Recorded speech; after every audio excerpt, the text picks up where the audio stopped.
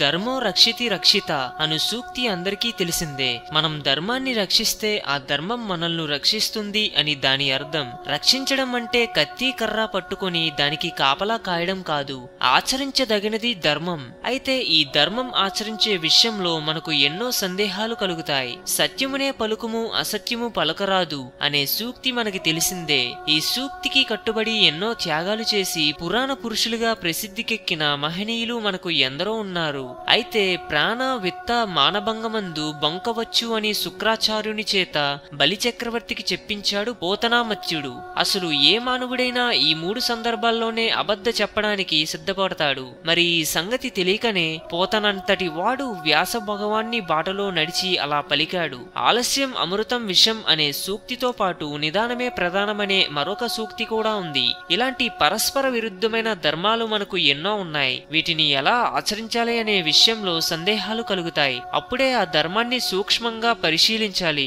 ఇందుకు నిదర్శనంగా ఒక కథ చూద్దాం.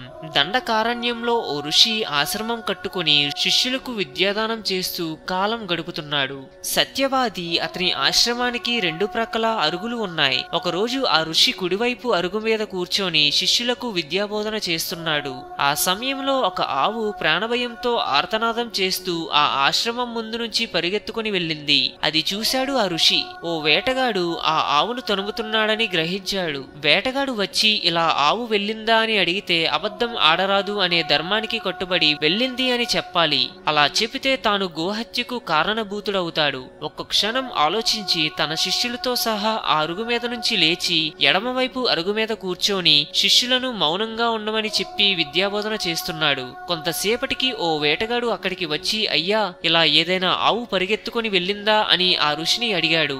గురువు గారు ఏం చెప్తారా అని శిష్యులు ఆత్రంగా చూస్తున్నారు. ఆ ఋషి వేటగాని వంక చూసి, నాయనా, ఈ అరుగు మీద కూర్చొని నా శిష్యులకు పాఠం చెప్తున్నప్పటి నుంచి ఏ ఆవు ఎలా వెళ్ళలేదు అని బదిలిచ్చాడు. వేటగాడు సంతృప్తి చెంది వచ్చిన దారినే వెనుదిరిగి వెళ్లిపోయాడు. ఋషి కుడివైపు అరుగు మీద కూర్చున్నప్పుడు ఆవు వెళ్ళింది సత్యం. అందుకే ఋషి అరుగు మారి కూర్చున్నాడు. అప్పుడు ఏ ఆవు అటు వెళ్ళలేదు. అది సత్యమే. అదే చెప్పాడు ఆ ఋషి. ఋషి అసత్యం ఆడలేదు. ఆవు రక్షించబడింది. ఇది కథ. మంచి పని చేసే విషయంలో ఆలస్యం పనికిరాదు. అప్పుడు ఆలస్యం అమృతం విషయం అనే సూక్తిని పాటించాలి. చెడు పని చేసే విషయంలో నిదానమే ప్రధానమనే సూక్తిని పాటించాలి. అదే ధర్మ సూక్ష్మం. ఈ ధర్మ సూక్ష్మాన్ని గ్రహించగలిగిన వాడే ధర్మాన్ని రక్షిస్తాడు, ధర్మం చేత రక్షింపబడతాడు.